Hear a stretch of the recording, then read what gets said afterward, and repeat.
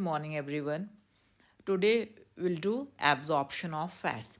सबसे पहले तो हम फैट की कंपोजिशन देखते हैं. फैट इफ़ यू से it is formed of 1 glycerol molecule and 3 fatty acids. Right. तो ये तीनों इनके बीच में एस्टर बॉन्ड फॉर्म होता है और इस तरह से फैट बनाते हैं, न्यूट्रल फैट बनाते हैं, या इसको हम ट्राईग्लिसराइड भी बोल देते हैं. ठीक है.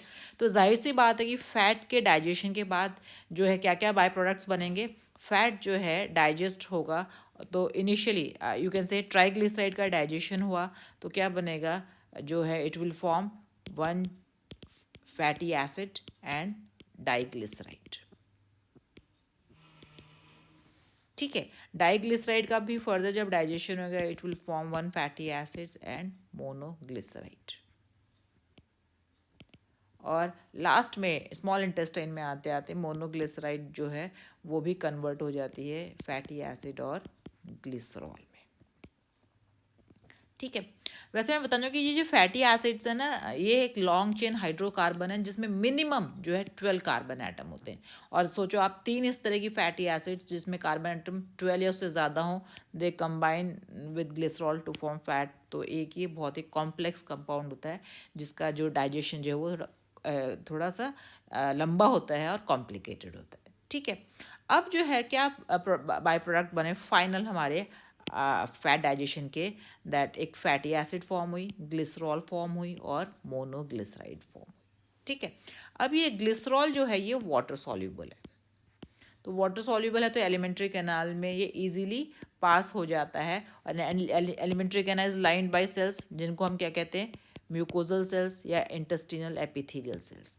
तो जो है एलिमेंट्री कैनाल में इजीली जो ग्लिसरॉल है वो वाटर सॉल्यूबल है, इसीलिए इजीली एब्जॉर्ब हो जाता है इनटू द म्यूकोजल सेल. अब रहा फैटी एसिड्स. जो फैटी एसिड्स जो हैं 14 कार्बन से लेस हैं, जिनकी जो हाइड्रोकार्बन चेन है 14 कार्बन या उससे कम है, वो फैटी एसिड्स भी वाटर सॉल्यूबल होती हैं और वो भी इजीली इंटेस्टाइन से म्यूकोजल सेल्स में एब्जॉर्ब हो जाती हैं. ठीक है. तो अब क्या रह गया, लॉन्ग चेन फैटी एसिड्स रह गई और मोनोग्लिसराइड्स रह गई, जो कहाँ है, जो कि एलिमेंट इंटेस्टाइन के ल्यूमेन में है और अब इनका एब्जॉर्प्शन होना बाकी है. ठीक है. अब क्या होता है कि चलो अब क्या रह गया, फैटी एसिड्स रहेगी, मोनोग्लिसराइड को मैं एमजी लिख देती हूँ, मोनोग्लिसराइड्स रहेगी. ये दोनों कंपोनेंट्स क्या हैं, हाइड्रोफोबिक हैं, ये वाटर सॉल्युबल नहीं है. तो इन हाइड्रोफोबिक कंटेंट के साथ जो है इंटेस्टाइन में बाइल भी प्रेजेंट है. ठीक है. तो ये तीनों कंपोनेंट यानी कि इस फैटी एसिड्स और मोनोग्लिसराइड्स के साथ बाइल कंबाइन होता है to form a structure which we call as mixed micelle. Mixed micelle में क्या होता है कि एक कोर होता है, this core is formed of fatty acids and monoglyceride and it is covered by bile. तो इस तरह के कंपोनेंट को बोलते हैं मिक्स्ड माइसेल. और बाइल के इस कैरेक्टरिस्टिक फीचर को, जिसमें कि वो हाइड्रोफोबिक कंटेंट को या वाटर इनसॉल्युबल कंटेंट को वाटर सॉल्युबल कॉम्प्लेक्स में कन्वर्ट कर देता है, इस प्रॉपर्टी को बोलते हैं हाइड्रोट्रोफिक एक्शन.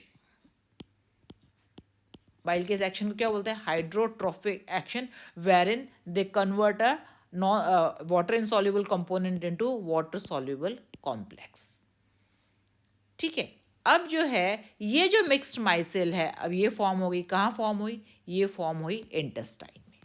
ठीक है. तो अब मैं थोड़ा सा बड़ा करके बनाती हूँ.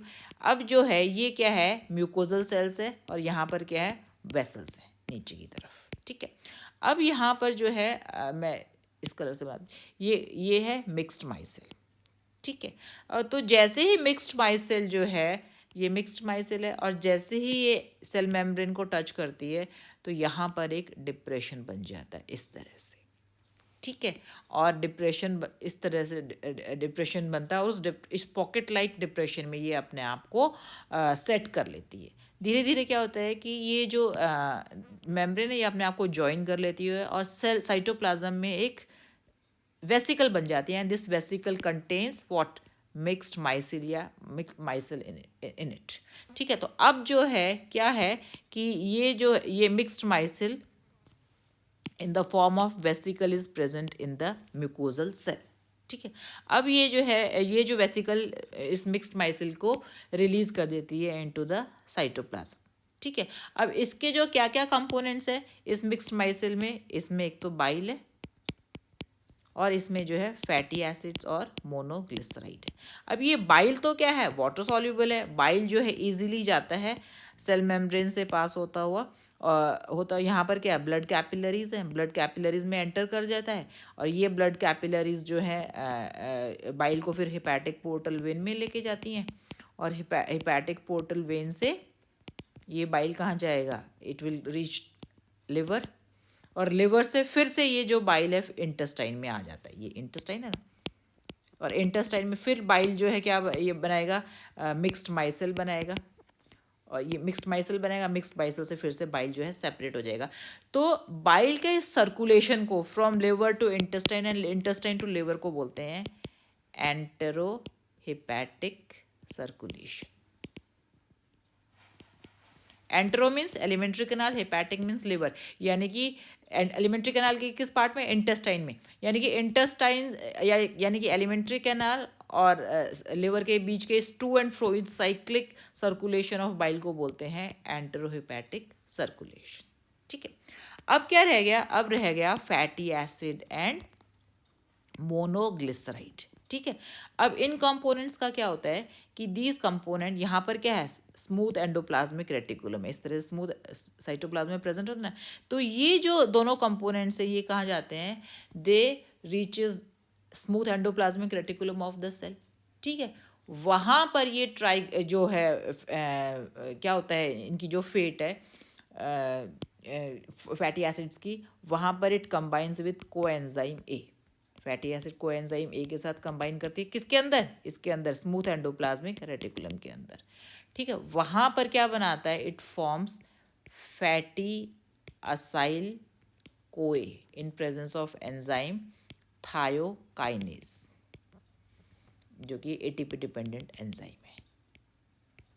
ठीक है, अब ये फैटी असाइल कोए बन गया, मैं इसको थोड़ा सा सेल के अंदर दिखाती हूँ।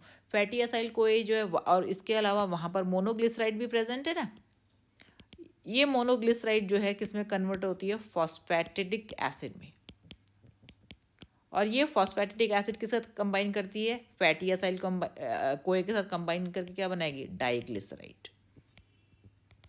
और ये डाइग्लिसराइड जो है, एक और फैटी एसिड प्रेजेंट है वहाँ पर स्मूथ एंडोप्लाज्मिक रेटिकुलम में, वहाँ जाके ये क्या बनाएगी, ट्राइग्लिसराइड, यानी कि फिर से फैट की फॉर्मेशन हो जाती है कहाँ पर, म्यूकोजल सेल में।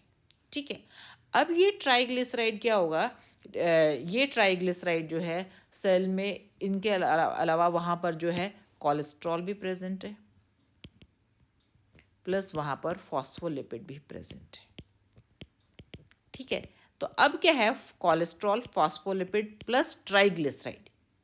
ठीक है, ये मिलके अपने ऊपर एक कवरिंग बनाते हैं of a protein known as beta lipoprotein, यानी कि cholesterol, phospholipid and triglyceride covered by a beta protein, you can say covering और coat is known as chylomicron. यानी कि तुम्हें काइलोमाइक्रोन की फॉर्मेशन समझ में आएगी ना, cholesterol, phospholipid, triglyceride covered by beta protein coat is known as chylomicron. ठीक है, अब जो है क्या है, अगर हम कंपोनेंट देखें तो बेसिकली 82% कंपोनेंट तो ट्राइग्लिसराइड का ही है। कोलेस्ट्रॉल जो है वो 9% है, फॉस्फोलिपिड जो है वो 7% है, और बीटा प्रोटीन तो केवल 2% है। ठीक है, अब ये काइलोमाइक्रोन बन गया। अब काइलोमाइक्रोन जो है बाहर आता है, सेल से बाहर आता है बाई एक्सोसाइटोसिस, क्योंकि ये मेम्ब्रेन के थ्रू तो पास नहीं होता। एक्सोसाइटोसिस में कैसे, जैसे ये आप सोचो ये बेस है मेम्ब्रेन का, ये बेस है, यहाँ पे जो वेसिकल फॉर्म हुई है इसके साथ फ्यूज़ होगी और ये अपने कंटेंट जो है इधर रिलीज कर देगी। और यहाँ पर क्या है, यहाँ पर लिम्फ की कैपिलरीज है।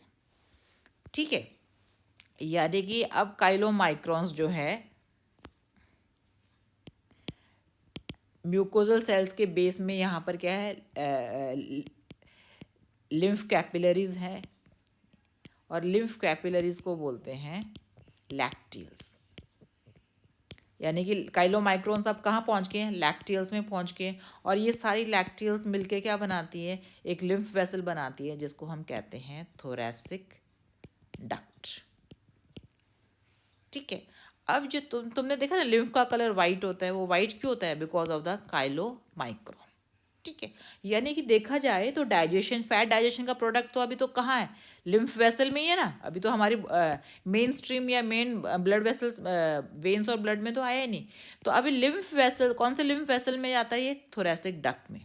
अब थोरैसिक डक्ट कहाँ जा पहुँचती है, थोरैसिक, ये देखो ये थोरैसिक डक्ट है। थोरैसिक डक्ट पहुँचती है यहाँ, ये जो इसको बोलते हैं इंटरनल जुगुलर वेन। ये इंटरनल जुगुलर वेन कहाँ से ब्लड कलेक्ट कर रही है, ये फेस से ब्लड कलेक्ट करती है, और स्कल से ब्लड कलेक्ट करती है, नेक से, ब्रेन से। तो वहाँ से ब्लड कलेक्ट करके ये वेन आती है इंटरनल जुगुलर वेन। और इंटरनल जुगुलर वेन पर ही देखो आप, ये थोरैसिक डक्ट जो है ये अपने कंटेंट पोर कर देती है। यानी कि thoracic duct pouring, internal jugular वो साइट है जहाँ पर लिम्फ वेसल अपने कंटेंट पोर कर रही है, या cholesterol in the form of chylomicrons is poured in internal jugular vein. ठीक है। अब इंटरनल जुगुलर वेन जो है किस में जाके मिक्स हो रही है, बना रही है, जाके ओपन हो रही है किस में, सुपीरियर वेना केवा में। ठीक है। और सुपीरियर वेना केवा देखो ये जो है इस तरह से हार्ट में, ये हार्ट है, हार्ट में अपने कंटेंट्स जो है वो डाल रही। तो यानी कि अब मेन स्ट्रीम सर्कुलेशन में आ गए काइलोमाइक्रॉन्स या फैटी एसिड्स या फैट, और या फिर डाइजेशन ऑफ फैट, जो भी कंपोनेंट्स आप कुछ भी कह लो, वो सारे कंटेंट जो है इस पोजीशन पे हार्ट पर आ गए through internal jugular when from thoracic, थोड़ा सा क्लियर डक्ट। ठीक है। इस तरह से जो 80 to 90% कॉन्टेंट है ना फैट एब्जॉर्प्शन के, वो इस मैनर में ही एब्जॉर्ब होके ट्रांसपोर्ट होते हैं। ठीक है। अब जो है ये तो था पूरा आपका एब्जॉर्प्शन ऑफ फैट के बारे में। कुछ केसेस में क्या होता है कि कई बार जैसे जो है बाइल जो है वो सर्कुलेट नहीं हो पाता, या बाइल लिवर में कोई ऑब्स्ट्रक्शन हो जाता है, तो काइलोमाइक्रॉन्स जो हैं वो यूरिन में एक्सक्रीट आउट हो जाते हैं। ठीक है। जब काइलोमाइक्रॉन्स यूरिन में आएंगे तो यूरिन किस कलर का हो जाता है, यूरिन जो है वो वाइट कलर का हो जाता है, और इस कंडीशन को बोलते हैं काइल यूरिया। राइट। तो I think this is all for today. Thank you very much.